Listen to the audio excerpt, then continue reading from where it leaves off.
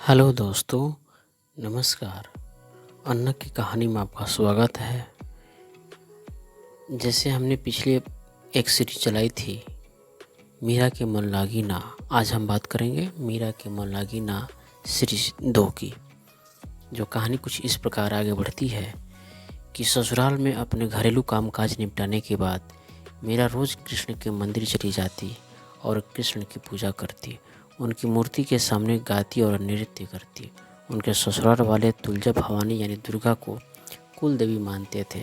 जब मीरा ने कुल देवी की पूजा करने से इनकार कर दिया तो पूरे परिवार वालों ने उनकी श्रद्धा भक्ति की को मंजूरी नहीं दी। मीराबाई की ननद उदाबाई ने उन्हें बदनाम करने के लिए उनके खिलाफ एक साजिश रची। उसने राणा से कहा कि मीरा का किसी के साथ गुप्त प्रेम है और उसने मीरा को मंदिर में अपने प्रेमी से बात करते देखा है। राणा कुंभा अपनी बहन के साथ आधी रात को मंदिर गया।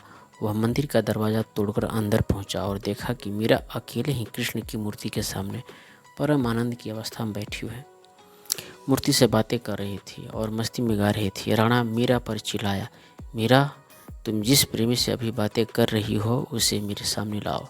मीरा ने जवाब दिया, वह सामने बैठा है मेरा स्वामी नैनचोर, जिसने मेरा दिल चुराया है। और वह समाधि में चली गई।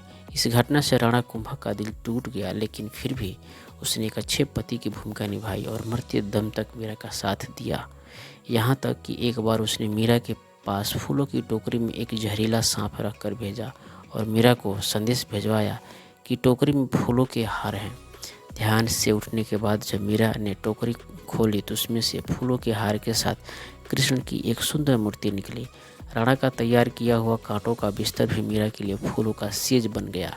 जब मीरा उस पर सोने चली गई, जब यातनाएं बर्दाश्त से बाहर हो गई तो उन्होंने चित्तौड़ छोड़ दिया। वे पहले मेड़ता गई, लेकिन जब उन्हें वहाँ भी संतोष नहीं मिला तो कुछ समय बाद उन्होंने कृष्ण भक्ति के केंद्र वृंदावन का रुख कर लिया। मीरा मानती थी कि वह गोपी ललिता ही है जिन्होंने फिर से जन्म लिया है। ललिता कृष्ण के प्रेम में दीवानी थी। खैर, मीरा ने अपनी तीर्थ यात्रा जारी रखी। वे एक गांव से दूसरे गांव नाचती गाती पूरे उत्तर भारत में घूमती रही। माना जाता है कि उन्होंने अपने जीवन के अंतिम कुछ साल गुजरात के द्वारका में गुजारे। ऐसा कहा जाता है कि दर्शकों की पूरी भीड़ के सामने मीरा द्वारकाधीश की मूर्ति में समा गई। जीव गोसाई वृंदावन में वैष्णव संप्रदाय के मुखिया थे। मीरा जीव गोसाई के दर्शन करना चाहती थी, लेकिन उन्होंने मीरा से मिलने से मना कर दिया।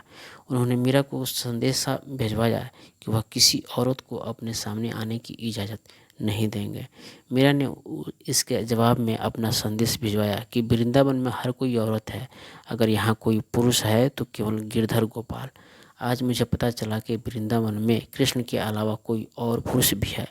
इस जवाब से जीव गोसाई बहुत शर्मिंदा हुए। वह फौरन मीरा से मिलने गए, उन्हें भरपूर सम्मान दिया। नहीं मैं पिहर सासरे नहीं पिया जीरी साथ, मीरा ने गोविंद मिलिया जी गुरु मिलिया रैदास। मीरा ने गुरु के बारे में कहा है कि बिना गुरु धारण किए भक्ति नहीं होती। भक्तिपूर्ण इंसान ही प्रभु प्राप्ति का भेद बता सकता है, वही सच्चा गुरु है। स्वयं मीरा के पद से पता चलता है कि उनके गुरु रैदास थे।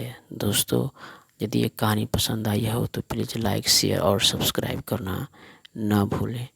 धन्यवाद, आपने इतना कीमती समय दिया। और आप कमेंट करें कि आपको यह कहानी कैसी लगी। आपके कमेंट हमें मोटिवेट करने के लिए प्रेरित करती हैं। आप जितना कमेंट करेंगे उतना ही इसमें परिवर्तन होंगे और कहानी आपको और अच्छी लगेगी। तो धन्यवाद।